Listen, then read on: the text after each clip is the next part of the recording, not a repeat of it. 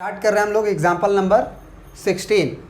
कह रहा है कि the sum of the coefficient of the first three terms in the expansion of this, जहाँ पे बोला गया कि m being natural number is 559।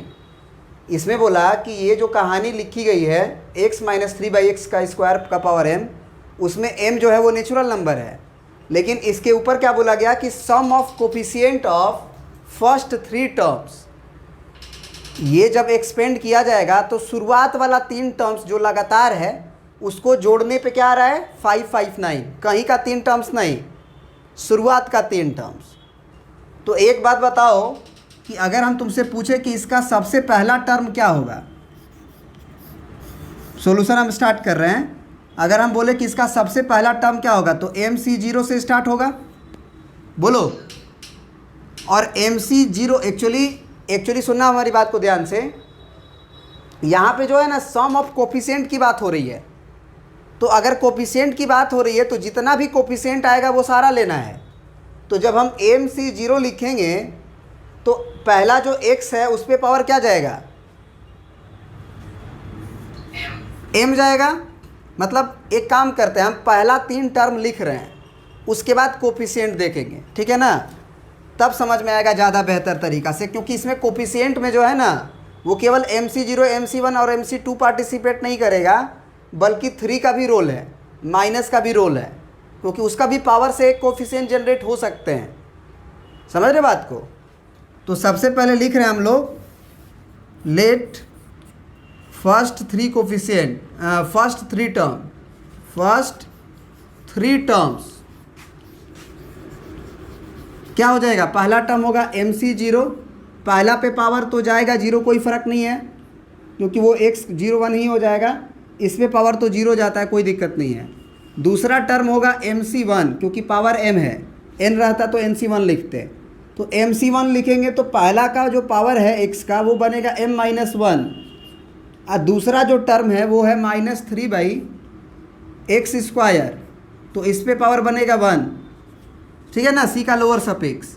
अब अगर एक और टर्म लिखे, तीसरा टर्म, तो तीसरा टर्म क्या होगा हमारा MC2 होगा ना। और x पे पावर, पहला पे पावर m-2 जाएगा, और यो -3/x² है, -3/x², उस पे पावर क्या जाएगा c का लोअर सफिक्स। अब बताओ कि अगर केवल इन्होंने बोला है कि sum of the coefficient of first three terms, केवल कोफिशिएंट का सम बोल रहा है, तो हम क्या x वाला टर्म को लेंगे कि केवल कोफिशिएंट जितना आएगा वही लेंगे। यानी कि अकॉर्डिंग टू क्वेश्चन हम लिखेंगे MC0 प्लस उसके बाद हमारा क्या होगा बताओ आप, MC1 होगा। कोफिशिएंट केवल लेना, MC1 होगा, x पे पावर m-1 से कोई मतलब नहीं है, -3 का पावर 1 लेंगे कि नहीं लेंगे, लेंगे। फिर प्लस MC2 लेंगे, x पे पावर m-2 से कोई मतलब नहीं है, -3 का पावर 2 लेना पड़ेगा, क्योंकि फिर से x के पावर से कोई मतलब नहीं है, x का पावर 4 हो कुछ भी हो क्या फ़र्क पड़ता है, कोफिशिएंट तो भैया यही आएगा। तो इन तीनों का सम हमको दिया है कितना 559। बात समझ में आया। चलिए यहाँ तक अगर बात समझ में आया, MC0 तो डायरेक्ट 1 लिख देंगे। ये माइनस आएगा कि नहीं आएगा, बोलो आएगा ना। माइनस MC1 का वैल्यू m के बराबर, ये माइनस नहीं आएगा क्योंकि स्क्वायर है, तो 3 3 जा 9 हो जाएगा। और साथ ही साथ MC2 का वैल्यू के लिए हम क्या करेंगे, 2 बार गुना, घटते क्रम में 2 बार गुना, और नीचे फैक्टोरियल 2 माने 2 गुना 1, और बराबर 559। समझ में आई बात। बाई 1 करके एलसीएम ले लो, कितना आएगा एलसीएम 2 आएगा। यहाँ कितना हो जाएगा 2 माइनस 2m प्लस ये 2 से 2 कट जाएगा तो कितना हो जाएगा 9m का स्क्वायर और -9m इज इक्वल टू 559। यहाँ तक बात समझ में आई। तो कहाँ पे, यहाँ पे सही बात है, सही बात है। तो -3 होगा तो 3 दूना के 6 हो जाएगा ना जी। एलसीएम 1 2 या 2 था, तो 2 2 तिया 6 हो गया, सही है ना। तो ये हो गया 9m स्क्वायर, ये -9m और -6m, 9 और 6 15m, और ये हुआ कितना प्लस में 2, और ये उधर जाके मल्टीप्लाई होगा तो कितना हो जाएगा बताओ। 9 दूना के 18, 5 दूना के 10 और 1 11, 5 दूना के 10 और 1 11, सही है। अब सबको बराबर के इधर खींचेंगे, थोड़ा सा इरेज करेंगे, आप इतना प्रिंट करिए पहले। अब देखिए यहाँ पे, यहाँ तक हमने कर लिया, बराबर के इधर से हमने इधर खींच लिया। अब क्या करेंगे कि यहाँ पे सबसे पहले हम लोग डिस्क्रिमिनेंट निकालेंगे। तो डिस्क्रिमिनेंट का वैल्यू क्या होगा, b² - 4ac, यही ना होता है।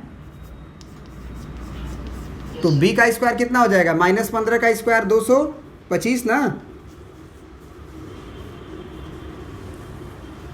बोलो।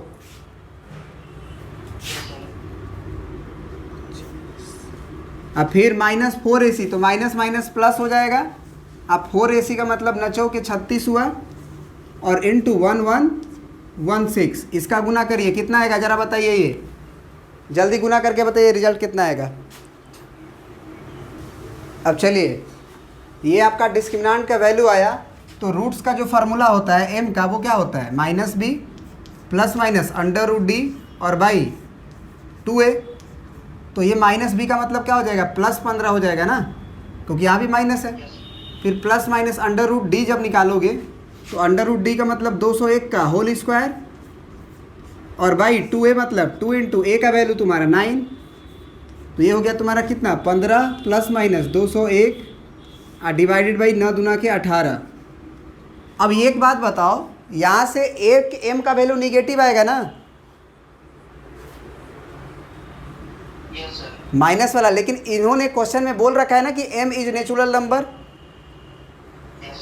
तो यहाँ से हम क्या लिखेंगे कि दिस इम्प्लाई m बराबर क्या, केवल 15 प्लस 201/18, प्लस वाला कंसीडर करेंगे, माइनस वाला नहीं।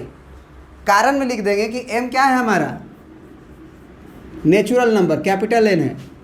तो अब यहाँ से जोड़ के बताओ तो कितना होगा, 15 और 1 16 हो जाएगा ना जी, 216 हो जाएगा ना। तो 216 जो है वो 18 से कट जाएगा, है ना, क्योंकि ऊपर में 3 से कट रहा है और 3 से भी कट रहा है, और साथ ही साथ 6 नहीं, चलो काट लेते हैं, 18 से काट लेते हैं। 18 कम 18 कितना बचा, बोलो, 12 3 और 6, 18 दूना के 36। तो m का वैल्यू कितना आ गया, 12। तो इसमें m का वैल्यू हमसे पूछ रहा था, हमने m का वैल्यू निकाल दिया। इसमें एक और क्वेश्चन है आगे, इतना ही नहीं है, इसमें बोला है कि find the term of the expansion containing x³, माने वो वाला टर्म भी निकालो जो x³ को कंटेन कर रहा है। तो x³ का कंटेन करना मतलब ये जो एक्सपेंशन आप लिखे हुए हो, जो भी मतलब जो भी बाइनोमियल दिया गया है आपको, उसका एक्सपेंशन में जो x³ का टर्म है ना, उसको हमें निकालना है। तो चलिए उस पर काम करते हैं, इसको प्रिंट कर लीजिए आप। चलिए, तो ये आपका बाइनोमियल था, और है ना, तो हमको क्या निकालना है, find the term of expansion containing x³। तो सबसे पहले हम जनरल टर्म निकालेंगे। तो जनरल टर्म हमारा क्या होता है, TR+1 होता है। तो TR+1 क्या लिखेंगे हम लोग, MCR लिखेंगे, x पे पावर क्या लिखेंगे, m-r लिखेंगे, और जो दूसरा टर्म है आपका -3/x², उस पे पावर क्या जाएगा हमारा, c का लोअर सफिक्स r जाएगा। अब जितना भी कांस्टेंट टर्म है ना, उसको आप एक साथ कर लो, जैसे MCR है एक साथ कर लो, फिर -3 का पावर क्या आएगा, एक ठो यहाँ से r आएगा, वो एक साथ कर लो। x का पावर क्या आएगा, यहाँ से m-r आएगा, और नीचे में जब ये दो r जाएगा तो ये 2r बनेगा ना नीचे, बोलो। तो नीचे में 2r बनेगा, और x बेस सेम है तो पावर घटता है, हमको मालूम है। तो x माइनस यहाँ पे हम क्या लिख देंगे, 2r लिख दें। बात समझ में आ रही है, क्योंकि ये x का पावर 2r नीचे रहेगा, तो ऊपर जब लिखेंगे तो m-r में से r 2r घटेगा। अब बताओ कि अगर तुम्हें, सुनना ध्यान से, बहुत इंपॉर्टेंट कॉन्सेप्ट है यहाँ पे, क्या चाहिए तुम्हें? टर्म कंटेनिंग, क्या चाहिए तुम्हें? For term containing x cube. तो अगर एक्स क्यूब वाला टर्म चाहिए तो यहाँ पे क्या होना चाहिए बताओ? m माइनस 3r का वैल्यू क्या होना चाहिए? 3 होना चाहिए, बोलो। क्योंकि ये वाला टर्म अगर 3 हो जाएगा तभी ना एक्स क्यू का हमको कोफिशिएंट नज़र आएगा। तो इसका मतलब यहाँ से हम लोग m का वैल्यू निकाल लेंगे। m का वैल्यू क्या, या r का वैल्यू निकाल लेंगे। r का वैल्यू क्या आ जाएगा हमारा? यहाँ से m का वैल्यू तो आ ही ना चुका है 12। अरे m का वैल्यू 12 आ चुका है कि नहीं आ चुका है?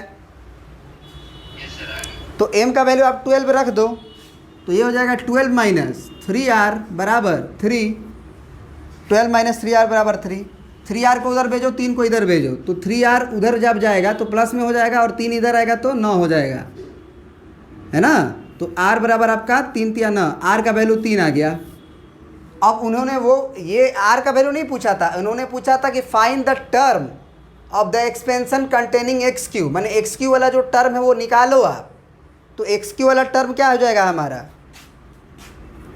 MC3, और m का वैल्यू आप क्या लिख सकते हो? यही ना है आपका MCR। तो m का वैल्यू 12 हो गया आपका, तो 12CR और माइनस 3 का पावर 3, और यहाँ पे x का पावर ये तो अपने आप 3 आएगा। आप m और r दोनों रख के देख लो, क्योंकि एक्स क्यू ही करने के लिए ना ये सॉल्व किया गया है। तो यहाँ से 12C3 का वैल्यू हम क्या लिख देंगे? 12 गुने 11 गुने 10 और डिवाइडेड बाई 3 गुने 2 गुने 1, और ये माइनस बाहर आएगा क्योंकि पावर 3 है, और 3 इंटू 3 इंटू 3। तो यहाँ से 3 दुना के 1 से 3 से 3 काट लो, और ये 2 से आप इसको काट लो 6 बार में, है ना। 2 छके 12।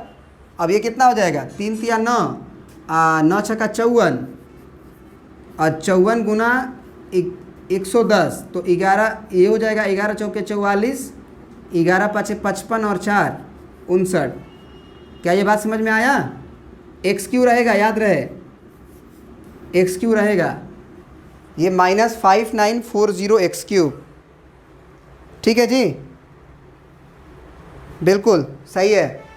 प्रिंट कर लीजिए इसे भी। चलिए, तो इसको प्रिंट करने के बाद आपको बता देते हैं कि मेरे चैनल बाबा मैथ्स वाला पर क्लास 9 से लेके क्लास 12 तक सीरियल वाइज वीडियोस आपको मिल जाएंगे। उसके लिए आपको प्लेलिस्ट में जाना होगा, वहाँ पे आपको क्लास 9 से लेके 12 तक मैथमेटिक्स का वीडियोस बने हुए हैं, आप जाके देख सकते हैं, या आप डिस्क्रिप्शन में जा सकते हैं जहाँ पे आपको लिंक मिल जाएगा, वहाँ से भी आप जाके देख सकते हैं। Thank you.